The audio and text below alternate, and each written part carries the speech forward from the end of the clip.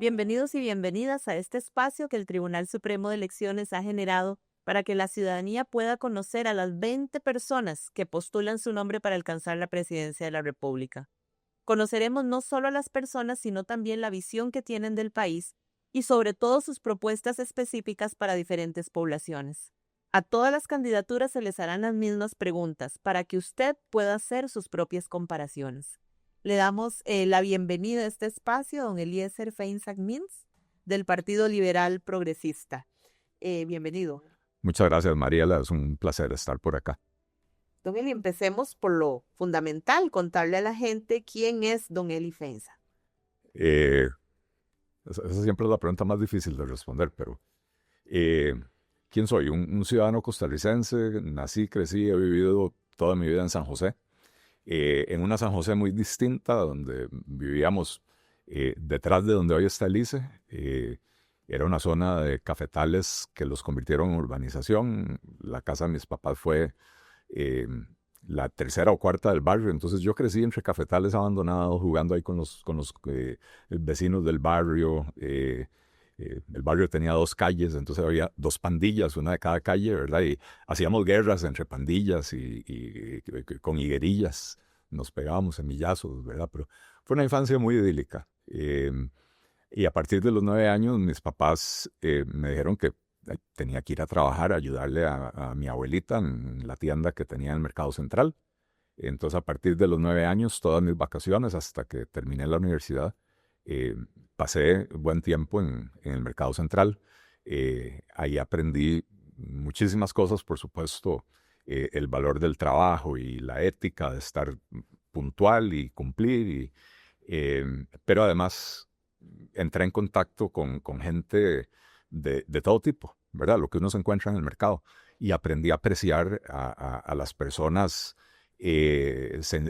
como dice el himno, ¿verdad? Labriegos sencillos, que hacían trabajos pesados, bueno, de todo, ¿verdad? Yo admiraba mucho cuando se paraba el camión al puro frente de la zapatería de mi abuela. Se bajaban los muchachos, se ponían una gabacha blanca, se tapaban el pelo, se montaban el cajón y cada uno se bajaba con media vaca al hombro, ¿verdad? Y yo decía, pucha, ¿cómo se aguantan eso? Y yo creo que al día de hoy tampoco me lo aguantaría, ¿verdad? Y entonces tuve mucho contacto con toda la gente del mercado. Mi abuela me mandaba a hacer mandados, vaya, cómpreme cinta en el tequendama, hilo azul, agujas, lo que sea. O si no, llamaba a mi mamá y me decía, anda a recoger los pollos, ya hice el pedido, ¿verdad? Y terminé haciéndome amigo de montones de gente. Menciono el pollo porque la hija del dueño del tramo, después fuimos compañeros en la universidad. Y de ahí, ciudadano costarricense que hoy está muy preocupado por lo que está pasando en el país, eh, que creo tengo la preparación para poder dirigir este país y promover un cambio que le dé más bienestar a los costarricenses, más prosperidad, mejores condiciones de vida, pero también un cambio en el sentido de recuperar la paz en nuestras calles. Hay demasiada violencia y no me refiero solo al narcotráfico, femicidios, agresiones en carretera, qué sé yo. Recuperar esa paz, perder el miedo que hoy sienten los costarricenses. Eli, lo interrumpo ahí un momento, o sea, porque cuando alguien presenta su nombre a la presidencia de la República, justamente lo que tiene es una visión país, Así es. ¿verdad? Y por eso lo interrumpo, porque creo que ya nos está contando qué es ese país, qué es ese Costa Rica con el que don Eli sueña y que quiere construir. Es una Costa Rica donde las oportunidades son para todos, lo cual implica que hay que empezar por arreglar el sistema educativo para que se vuelva a convertir en ese ascensor social que era antes, donde una persona, un niño, podía entrar proviniendo del barrio más conflictivo o de la zona más humilde del país y tener la expectativa de que por medio de los estudios iba a poder superar esa condición, que iba a poder después ir a la universidad, que iba a después poder tener un trabajo estable, bien remunerado, con derechos y garantías, ¿verdad? y eso lo perdimos. Y hoy el sistema educativo está expulsando a los jóvenes, los estamos entregando como carne de cañón al narco. Y entonces, un país de oportunidades para todos, donde a la gente le alcanza la plata, donde llegar a fin de mes no da miedo porque sobra plata en el bolsillo, que las familias puedan salir a pasear con sus hijos, llevarlos al parque de diversiones, ir a la playa.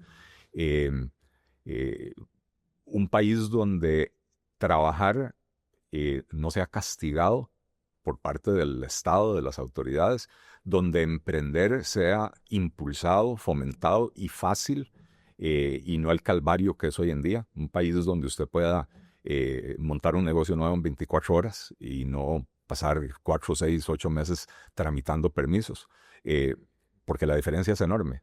Si yo en 24 horas puedo tener mi negocio tramitado y con todos los permisos, puedo empezar a vender prácticamente desde el primer día.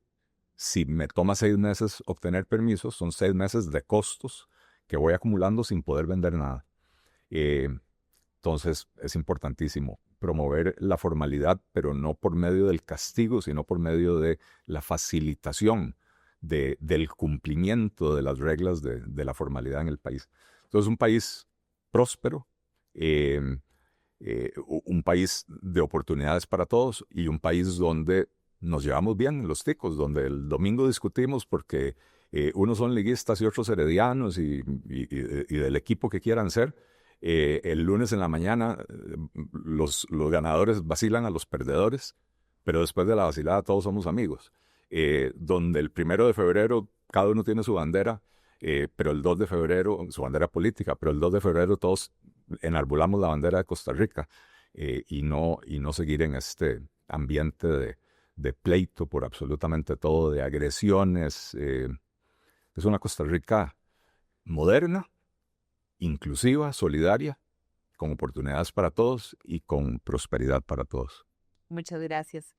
En los últimos meses, gracias al apoyo de la Facultad Latinoamericana de Ciencias Sociales de FLASO Costa Rica, se han desarrollado grupos focales en todo el país para conocer aquello que inquieta a la ciudadanía, y con base a ello se decidió esta dinámica de 10 preguntas, 10 respuestas, de manera tal que nos enfoquemos en las necesidades que tienen las diferentes poblaciones del país, porque cada una tiene sus propias dudas y necesidades.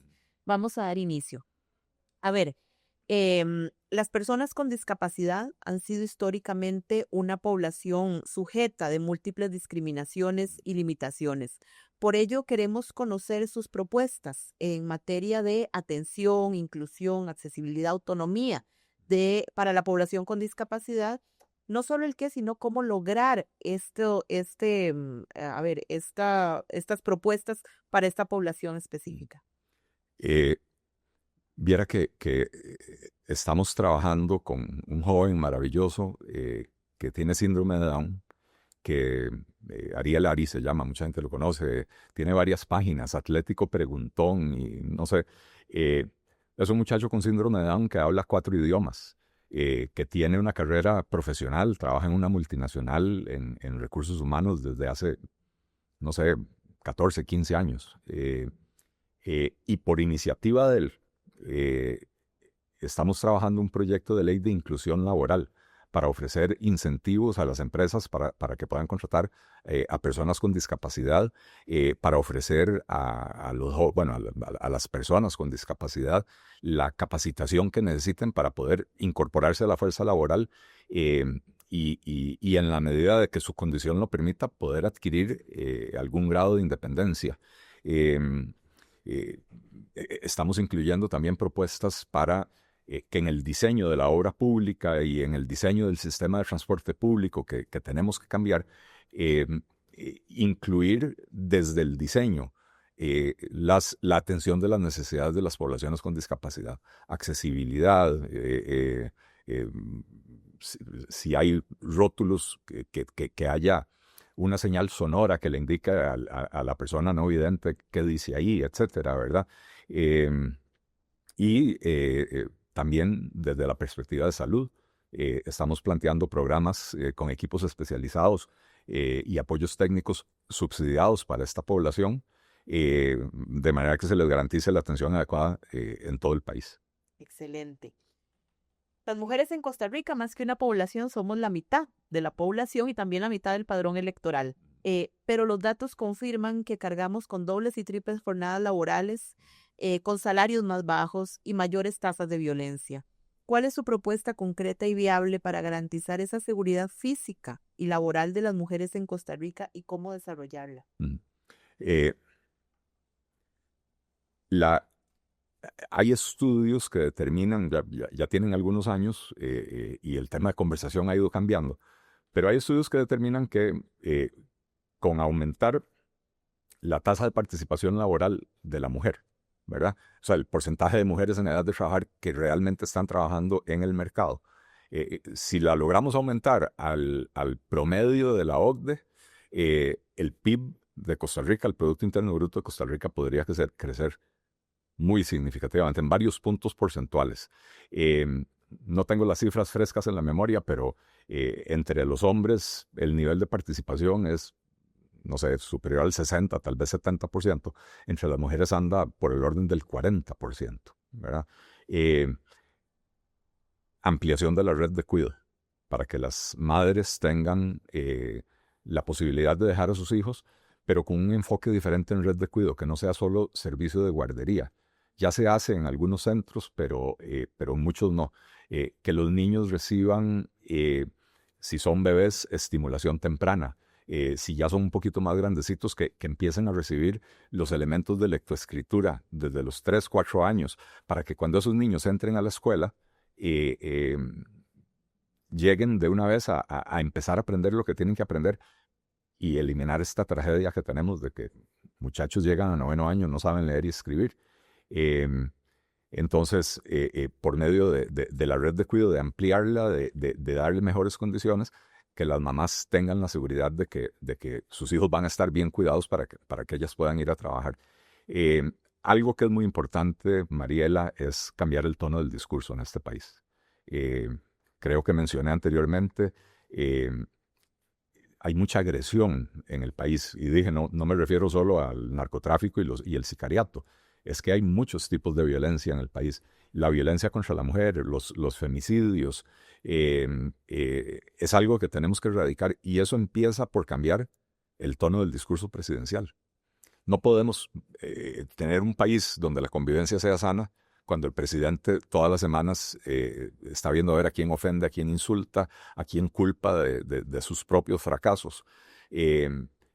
Porque el hecho de que el presidente de la República haga esas cosas es como una licencia para que los demás digan, bueno, y si el presidente le está permitido, a mí también, ¿verdad? No hemos terminado de superar la cultura machista en este país. Todavía hay muchos hombres que ven a la mujer como una posesión, como de una persona que está a su servicio, ¿verdad? Entonces, lave, limpie, aliste a los chiquitos, atienda a mis papás, atienda a sus papás y vaya a trabajar, ¿verdad? Y eso lo tenemos que ir erradicando con campañas de concientización, con educación desde la primaria, ¿verdad? Para que las próximas generaciones ya lleguen con otro chip, ¿verdad? Viendo a las mujeres como sus iguales, sus pares, y que los hombres entiendan que tienen que cooperar en el oficio doméstico para facilitar de que la mujer pueda liberar tiempo y que las cargas sean distribuidas equitativamente. Muy bien. Hoy en día la niñez registra una afectación real, producto de la baja en la inversión social y de un aumento en las tasas de violencia de las que son víctimas directas. ¿Qué estrategias concretas propone su gobierno para asegurar una inversión social sostenida y estratégica en materia de cuidado, salud, educación, lo que la niñez costarricense necesita? Bueno, hablaba en la pregunta anterior de la necesidad de ampliar la red de cuidado y además de ofrecer servicios, voy a decir, didácticos en esa red de cuidado, que eso va a ser fundamental. Los años, digamos, la infancia temprana es una etapa donde los niños absorben mucho y aprenden mucho, y si no reciben la estimulación adecuada, entonces llegan a primer grado con lagunas en su no voy a decir el conocimiento académico porque no se trata de eso, pero ciertas habilidades que necesitan adquirir, que si los dos papás trabajan y quien los atiende nada más los pone a ver tele o los pone a dormir, ¿verdad? No van a adquirir esas capacidades, esas habilidades, y por eso la necesidad de ampliar la red de cuidado. Salud preventiva desde la primera infancia, ¿verdad? Tenemos un programa que le da seguimiento a la madre durante el embarazo, pero eso tiene que continuar después con el niño a lo largo de todas las etapas. Y por supuesto, educación. Estamos convencidos de que hoy es absolutamente necesario incrementar la inversión en educación. Lo que este gobierno ha hecho llevando la inversión a menos del 5% del PIB es absolutamente irresponsable.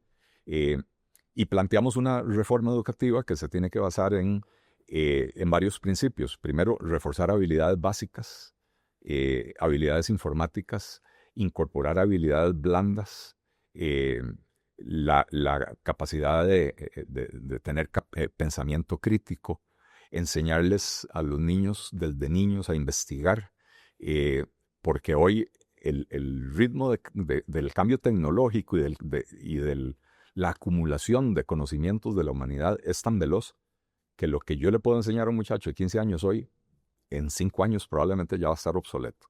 Ellos tienen que tener la capacidad de saber cómo investigar, saber reconocer, por ejemplo, una fuente confiable de una fuente de fake news, noticias falsas o chatarra informativa, ¿verdad? Y por supuesto, darle mucho énfasis a la preparación técnica. Quisiéramos ver que el 50% de los jóvenes que se gradúen de nuestra secundaria se gradúen de colegios técnicos. O sea, con una educación técnica que les permita salir y poder encontrar un empleo bien remunerado, pero también que si quieren continuar con sus estudios universitarios, salgan lo suficientemente preparados para tener éxito en esa carrera.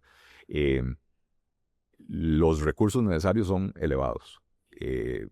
Planteamos en otras áreas como infraestructura recurrir mucho al capital privado, modelos de alianza público-privada para poder liberar recursos, para poder invertir más en educación. Y lo otro que planteamos es más recursos para la educación, pero exigiendo medición de desempeño, tanto de los alumnos como de los maestros y profesores. Si vamos a invertir más dinero, es necesario que le podamos rendir cuentas al ciudadano que aportó esos recursos, de cómo se están invirtiendo y qué resultados están dando. Casarse con una meta como el 8% del PIB no funciona desde una perspectiva de gobernanza, porque la meta lo que le dice a uno es hay que gastar X cantidad. No le dice a uno con qué objetivo. Y el objetivo debería ser, podemos discutir cuál, pero podría ser mejorar el rendimiento de los alumnos costarricenses en las pruebas PISA en un 30% en los próximos 15 años. Entonces ya uno sabe a dónde invertir el dinero. ¿Hacia qué? ¿Hacia dónde vamos? ¿Cómo nos vamos a medir? ¿Verdad? Y entonces ese sería el requisito para poder invertir más, que haya medición para que sepamos si está funcionando los cambios que hagamos. Muy bien. Bueno, después de esa niñez y primera juventud viene la otra juventud, ¿verdad? Esa que hoy está expresando desesperanza e indiferencia, que trabajar o estudiar ya no garantiza independencia económica y que sienten que pierden el país que sus padres y madres recuerdan. Sí. ¿Qué medidas tomará para reconstruir ese horizonte y evitar que esa indiferencia o el desencanto definan la relación de las nuevas generaciones con la democracia, con las oportunidades y con su propia calidad de vida? Lo primero es la reforma en educación, porque hoy la educación, y sobre todo la secundaria, ha dejado de ser relevante o ha dejado de ser pertinente para lo que los jóvenes perciben en su alrededor, ¿verdad? Y por eso es que tenemos tanto abandono de las aulas. Antes le decíamos deserción, después alguien dijo, eso es una fea palabra. Bueno, es lo que es. Y por el motivo que sea, si es porque la familia no puede sostener económicamente al muchacho o muchacha en las aulas, si es porque el muchacho desvió el rumbo y se metió en drogas, si es por lo que sea, tenemos que poder recuperar a esos jóvenes. Y la única forma de poder recuperarlos y de poder hacer que el 100% de los niños que entran a primer grado, 11 o 12 años después se gradúen de secundaria, es haciendo que la educación sea pertinente. Eh, eh, Seguimos enseñando como hace 25 años, como hace 40 años. El profesor parado enfrente, dictando cátedra, exponiendo sus vastos conocimientos a muchachos que en la mano tienen un teléfono y le preguntan a ChatGPT y actualizan al profesor, ¿verdad? Y nuevamente, tradicionalmente en el país nos hemos impuesto metas que no conducen a nada bueno. La meta de conectividad. Queremos todos los colegios con conexión de banda ancha. Fantástico. ¿Pero para qué? Digo, yo sí creo que necesitamos todos los colegios con conexión de banda ancha. Pero después la definición de banda ancha en su momento era bastante baja. Entonces hay un montón de colegios, sobre todo en zonas rurales, que tienen conexiones de 10 megas. Y eso hoy alcanza para que la directora tenga WhatsApp. Y para las aulas no sirve para nada, es muy poquito. Pero igual, aunque tengan una conexión robusta, ¿para qué? Si los profesores no los han capacitado para utilizar esa herramienta tecnológica en la educación.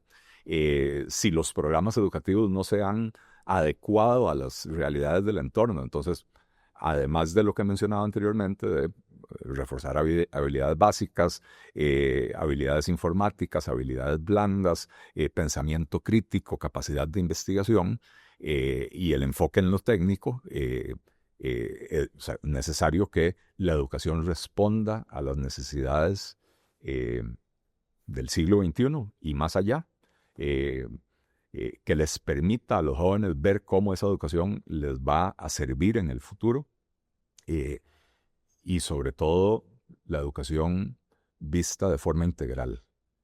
Pues yo hablo mucho de educación técnica, pero yo necesito jóvenes que reciban educación cívica. Yo necesito jóvenes que reciban alguna forma de educación cultural, música, teatro, artes plásticas. Jóvenes que tengan una formación integral para que sean ciudadanos valiosos y no autómatas que están trabajando en un cubículo. Yo como diputado lo veo. La gente no entiende el proceso de formación de la ley. Porque no se está enseñando, no se le está explicando a los jóvenes por qué las leyes no es bueno para el país que se aprueben como en tobogán, ¿verdad? Que uno la pone aquí y 3 segundos después ya está aprobada.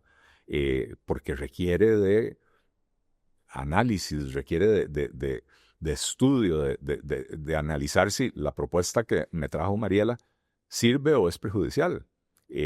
Porque a veces los diputados tienen ocurrencias, no porque sean diputados ya saben de todo, ¿verdad? Entonces, los jóvenes, insisto, el sistema educativo hoy es una fea palabra la que voy a decir, pero se ha convertido en una estafa para ellos, porque se les prometió que si se educaban iban a tener acceso a buenos empleos y no está sucediendo. Entonces también planteamos, y de hecho ya tenemos un proyecto de ley presentado del PLP, para también ofrecer incentivos a las empresas que contraten un cierto porcentaje de personal en el rango de la persona joven, ¿verdad? Que hoy tenemos un problema. No los están contratando porque el salario mínimo tal vez es más alto que el nivel de productividad porque no tienen experiencia. Entonces, cuando un joven de 18 años va y lleva el currículum a una empresa y le dicen 3 años de experiencia, ¿cómo quiere que adquiera la experiencia si no me dan la oportunidad? No vamos a bajar los salarios mínimos, no vamos a afectar el nivel de ingreso de las personas, pero entonces tenemos que impulsar que el costo de contratar a esa persona, por ejemplo, cargas sociales o algún incentivo fiscal, se compense, ¿verdad? Para que la empresa diga, bueno, ok, en estas condiciones lo voy a contratar, va a adquirir aquí la experiencia, lo voy a formar como yo lo necesito. Y ojalá desde la educación dual, que se aprobó, pero no se aplica en este país, con consignas como la educación dual es explotación infantil. Por Dios. Y yo les conté que yo a los 9 años iba al mercado a trabajar. Y a ver, a los 9 años no es que me ponían a mí a cargar cajas de 40 pares de zapatos. No, no. Vaya, recoge el reguero que dejaron ahí porque atendieron a una señora y se probó 12 pares de zapatos para llevarse uno. Y uno va y recoge y pone los zapatos en sus cajitas y vuelve a poner las cajitas. Eso no es explotación infantil. Yo no estoy promoviendo que la gente mande a los chiquitos a trabajar a los 9 años. Pero bueno, usted vive en una zona rural y tienen una manzana y tienen café. ¿Por qué no el chiquillo va a ir los sábados y los domingos a ayudar a recoger el café, por ejemplo, ¿verdad? De la familia. Entonces, creo que hay que revalorizar esa convivencia,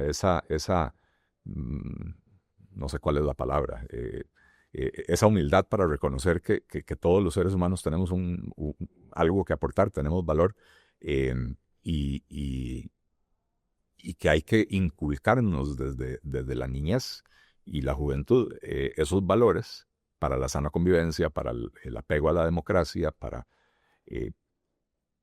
Mariela, sí. Si la gente siente que no tiene oportunidades, si la gente siente que el sistema no le resuelve sus necesidades, pierde apego a la democracia. Eso es lo que tenemos que corregir. Muchas gracias. Tenemos claro que la pirámide poblacional del país se ha estado invirtiendo y hoy tenemos muy pocas personas jóvenes frente a una población adulta mayor que dice, entre otras cosas, que sus pensiones no cubren ni medicinas ni alquileres. ¿Qué reforma impulsará para evitar que el encarecimiento convierta la vejez en una etapa de pobreza? Lo primero es que el país tiene que iniciar una discusión de cómo vamos a atender ese problema del envejecimiento relativo de la población.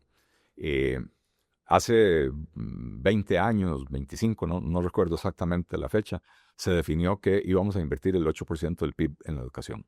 Era una época en la que cada año entraban más niños que el año anterior a primer grado. Hoy estamos exactamente en la situación inversa. Cada año entran menos niños a primer grado que el año anterior. Se nos está encogiendo el segmento joven de la población y la gente está viviendo cada vez más años. Entonces, no puede ser que el CONAPAM, el Consejo Nacional de la Persona Adulta Mayor, tiene un presupuesto que ahora no recuerdo, debe rondar los 25.000, 30.000 millones de colones, cuando el 8% del PIB son, no sé, 4 o 5 billones de colones, ¿verdad? ¿Cuál va a ser la estrategia que vamos a utilizar para poder atender las necesidades de la población adulta mayor? ¿De dónde va a salir el dinero? Eventualmente, el país va a necesitar menos escuelas. Todo eso hay que empezar a planificarlo, porque si va a haber cada vez menos jóvenes, el primer efecto es positivo. Se empieza a reducir el tamaño de la clase, digamos, cuántos alumnos por aula. Si podemos llegar a un ideal de 20, 21 alumnos por aula, la atención del maestro, del profesor, es bastante mejor que si tiene 30 o 35, ¿verdad? Pero llegado a un cierto punto, ya tener muy pocos chiquillos en el aula, más bien dispersa la atención, se usan demasiado. Bueno, ahí hay plata que tenemos que trasladar, ¿verdad? Segundo, que hay que hacer una reforma al sistema de pensiones. El IBM fue diseñado, como la mayoría de sistemas de pensiones del mundo, con base en un modelo que data de hace 175 años o más, bueno, de la era de la revolución industrial, ¿verdad? Finales del siglo XIX, donde la revolución industrial, al permitir el crecimiento casi que exponencial de la producción, permitió también el crecimiento acelerado de la población. Entonces dijeron, suave, ahora tenemos gente que ya no puede trabajar, ¿cómo la mantenemos? Ay, pero resulta que teníamos por cada 10 ancianos, que en esa época anciano podía ser de 45 años, ¿verdad? Pero por cada 10 ancianos tenemos 100 jóvenes entrando a la fuerza laboral. Entonces, pongamos a los jóvenes a pagar la pensión de quienes ya están retirados. Sistema de reparto, que es lo que es el IBM. Hoy tenemos la situación inversa. En 1970 en Costa Rica había 32 trabajadores activos por cada persona pensionada. Hoy hay alrededor de 4 o 5 trabajadores activos por cada persona pensionada. Y viene disminuyendo, ¿verdad? Entonces, la única forma de hacer el sistema de pensiones sostenible en el tiempo es migrar a un modelo de cuentas nocionales, individuales, donde el dinero que usted aporta de su cuota, para la pensión, el que aporta su patrono y el que aporta el Estado, ingresen a una cuenta a nombre de Mariela Castro Ávila, y usted todos los meses recibe un estado de cuenta y usted va viendo cómo va creciendo su ahorro, las inversiones que está haciendo la caja digamos en eso, que eso también hace que crezca, ¿verdad? Y eso le manda una señal a usted. Si me desaparezco del sistema formal, si me desaparezco del sistema formal, todo ese tiempo que yo no esté cotizando va en contra de mi pensión. Entonces, invita a la formalización y eso hace que el sistema se vuelva sostenible. Muy bien, don Eli. La seguridad alimentaria de los países, incluido el nuestro, es hoy más que nunca una urgencia que requiere acciones claras. ¿Cuáles son sus propuestas reales y viables para los agricultores y agricultoras nacionales? Si hay una cosa que distingue nuestro plan de gobierno es que queremos fomentar la producción nacional. Nosotros somos liberales, creemos en el libre comercio. Una estrategia de seguridad alimentaria no puede ser confundida con una estrategia de que solo se consuma lo que se produce en el país.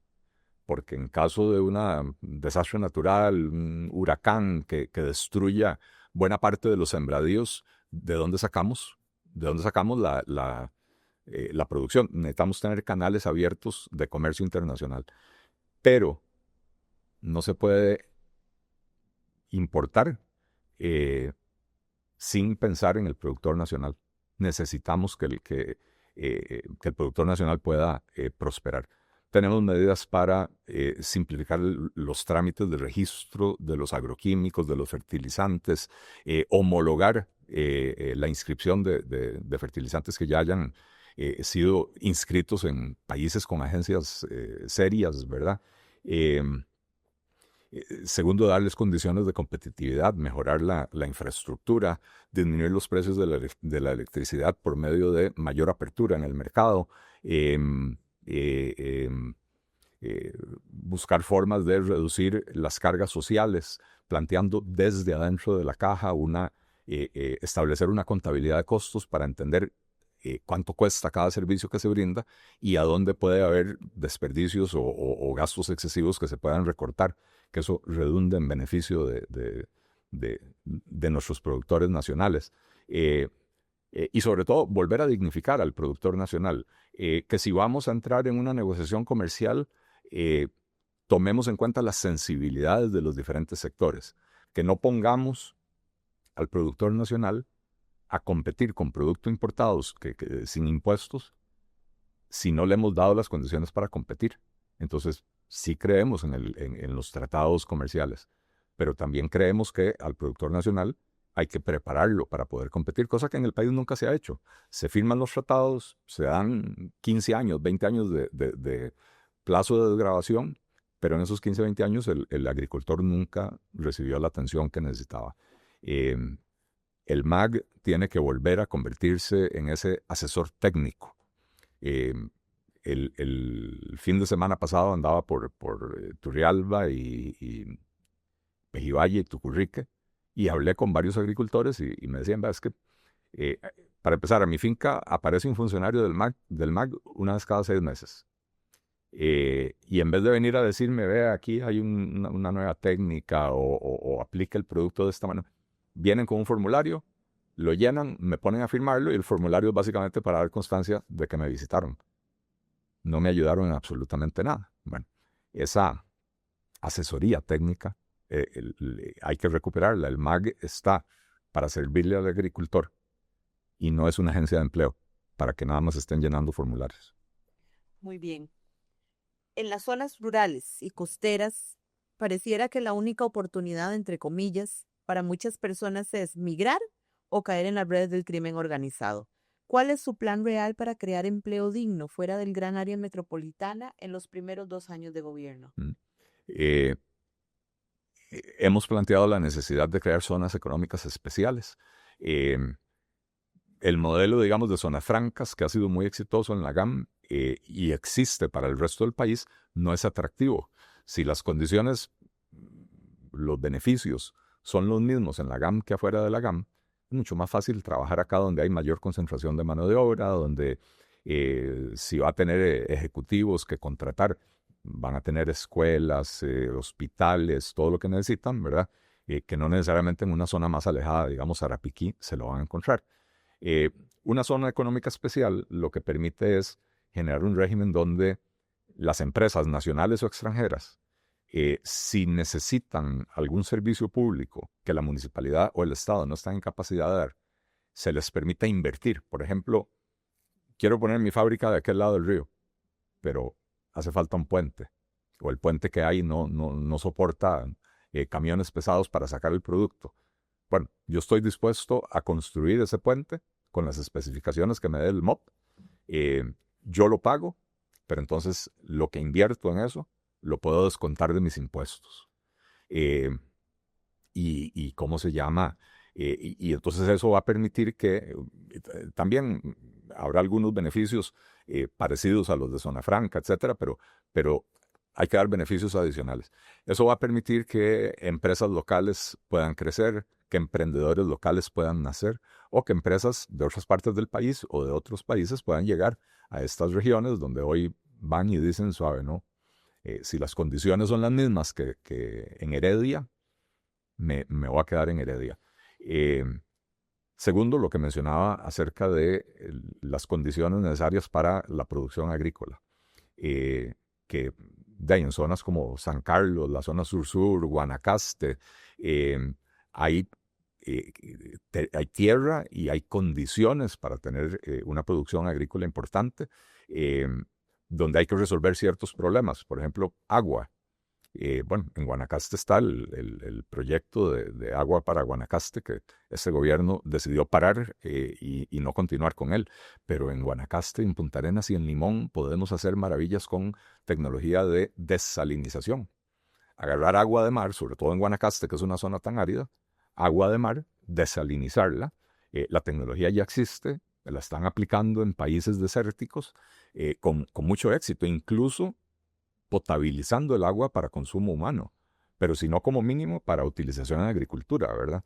Entonces hay muchas cosas que podemos hacer para mejorar las condiciones de estas regiones en pro de la empleabilidad y de las oportunidades.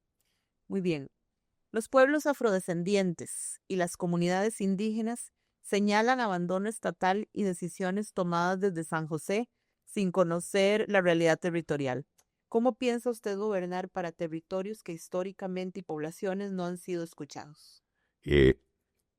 Viera qué interesante, nosotros en nuestra papeleta llevamos dos personas indígenas, un hombre y una mujer, y hemos venido trabajando con ellos no solo el territorio o los territorios de ellos, ¿verdad?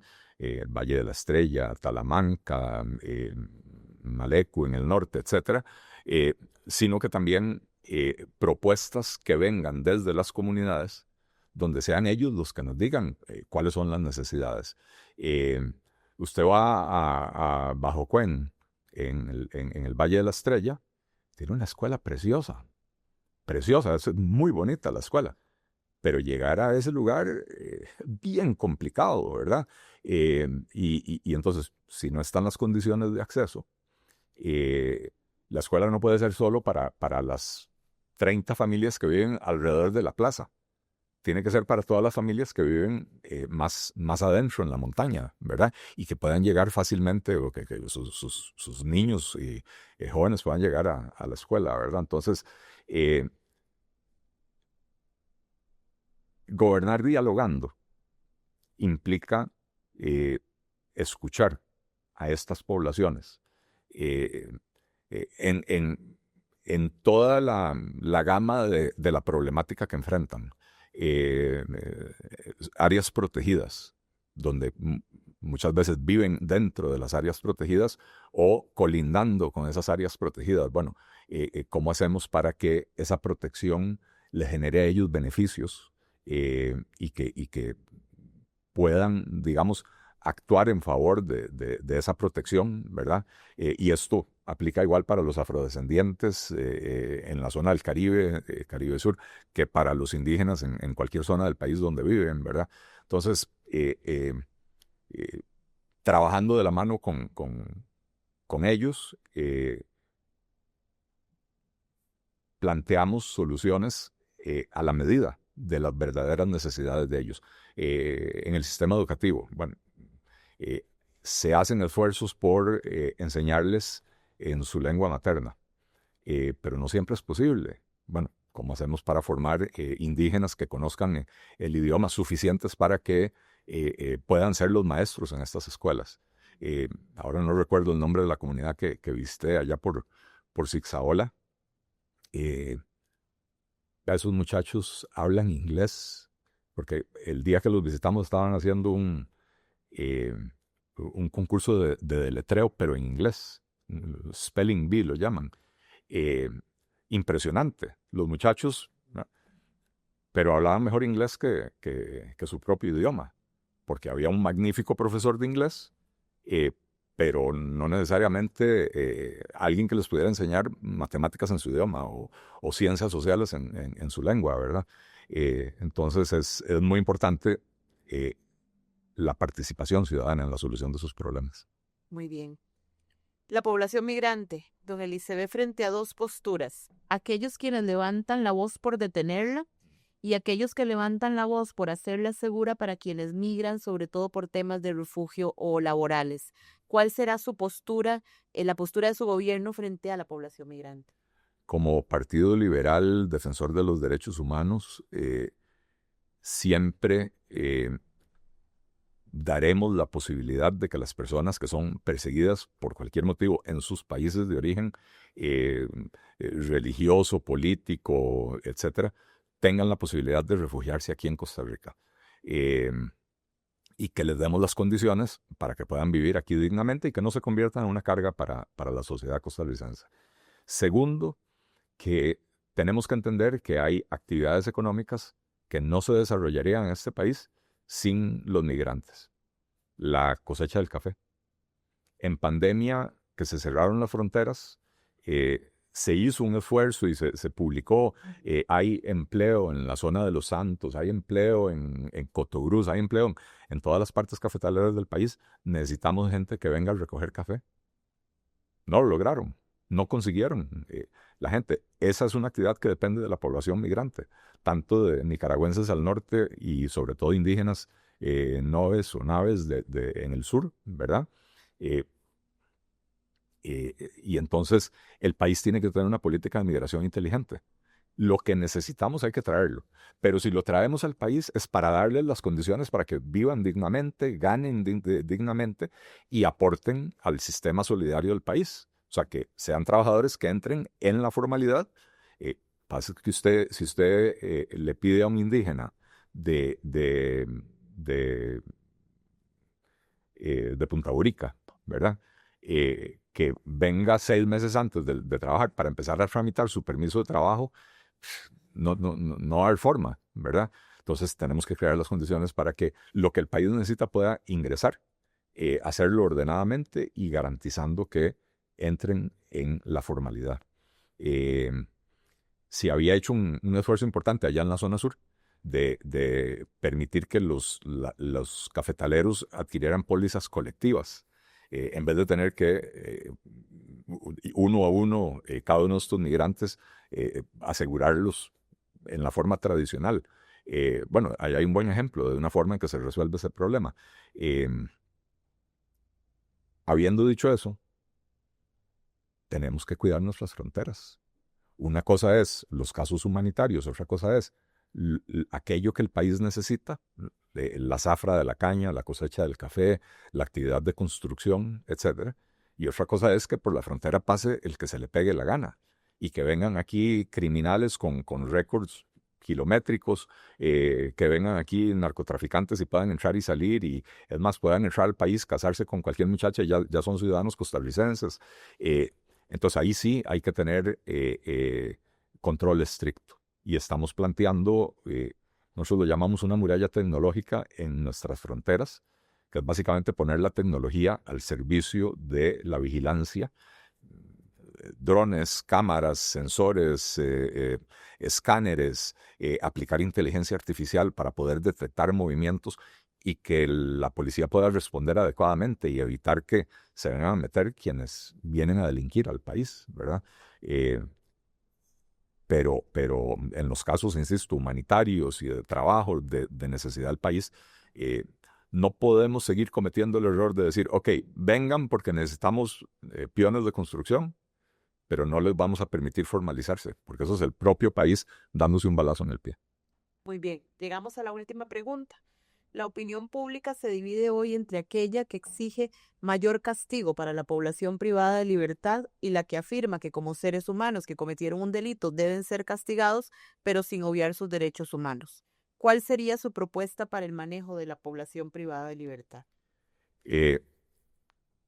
Ciertamente hay que proteger los derechos humanos de los privados de libertad, pero tenemos que revertir esta tendencia que traemos en el país de los últimos 15 años, donde pareciera que los derechos de los privados de libertad son más importantes que los derechos de las víctimas. Y esto no nos obliga a maltratar a la gente. Las condiciones hoy de las cárceles son espantosas. Hasta para los propios policías o guardas de las cárceles viven en condiciones paupérrimas. Entonces, invertir en nuevos módulos, nuevos espacios, invertir en la separación, el perfilamiento de los criminales. No puede ser que un chiquillo que se robó 3 picaritas en una pulpería vaya a terminar en el mismo módulo que un sicario, porque entonces lo que estamos haciendo es creando una universidad del crimen, ¿verdad? El que entró por 3 picaritas, en vez de readaptarse, va a terminar saliendo convertido en un criminal violento. Entonces tenemos que separar a esas poblaciones. Lo que sí es cierto es que tenemos un problema en el país porque muchas veces las personas son detenidas y a las horas o al par de días ya están otra vez en la calle. Contrario a lo que dice Rodrigo Chávez, de que es que el Poder Judicial los echa, lo que los jueces son corruptos o lo que sea, que debe de haber casos de esos, pero no creo que sea la norma. Hay una realidad. La Fiscalía Adjunta de Crimen Organizado y Narcotráfico tiene 4 fiscales. Cada fiscal en promedio tiene 500 o 600 expedientes en su escritorio. ¿En qué tiempo va a preparar esa persona un expediente para elevar a juicio? Y entonces, si el expediente va mal presentado, mal elaborado, y el juez lo agarra y dice, suave, aquí hay un delito, aquí hay una prueba, pero no hay una conexión de cómo esto prueba o hay una supuesta prueba. No hay una conexión de cómo lo que me están presentando, digamos, confirma que esto prueba la comisión del delito. Y al juez no le queda más opción que decir, si no me demuestran la probabilidad de que esta persona haya cometido un delito, no puedo retenerla en prisión preventiva. Entonces, desde el PLP hemos propuesto darle mayores recursos a la Fiscalía. De hecho, habíamos hecho una propuesta que la presentamos en 2023, en 2024 y otra vez en 2025. Todas las 3 veces fue rechazada. por todos los demás partidos, el oficialismo, Liberación Nacional, Unidad Social Cristiana, Frente Amplio y Nueva República, todos la rechazaron, que le hubiera permitido a la Fiscalía contratar 120 fiscales nuevos. No todos para el narcotráfico, pero para reforzar las áreas digamos, de atención a la violencia contra la mujer, la parte ambiental y, por supuesto, la parte de crimen organizado y narcotráfico. Si no le damos esos recursos a la Fiscalía, yo no sé qué se imagina Rodrigo Chávez, pero si usted pone a todos los jueces en un paredón de fusilamiento, no va a resolver nada. No va a resolver, y después pone jueces que él considere que son los correctos. No van a resolver absolutamente nada, porque los casos tienen que llegar bien preparados, ¿verdad? Entonces, digamos, hay que tener mano firme con los criminales, pero hay que destinar los recursos necesarios para que el que la haga la pague. La ley ya está. Después podremos discutir si para este delito 3 años es suficiente o hay que subir la pena a 5. Pero lo primero es, y esto está estudiado, usted puede poner penas de 50 años por robarse 3 picaritas. Que si la probabilidad de que a usted lo detengan y lo logren enjuiciar y declararlo culpable, si esa probabilidad es baja, la pena puede ser de 3 meses o de 50 años, que la gente va a seguir delinquiendo. Entonces, tenemos que trabajar en esa capacidad, tanto del OIJ de investigar como de la Fiscalía de preparar los casos para poder demostrarle a los jueces que sí, esta persona cometió un delito y merece ser separada de la sociedad. Muchísimas gracias a don Eliezer Feinstein-Mintz del Partido Liberal Progresista por acompañarnos. Y a ustedes, a la ciudadanía, este es un esfuerzo que el Tribunal Supremo de Elecciones hace para que ustedes tengan información sobre las 20 candidaturas y puedan ser un votante informado. Muchas gracias.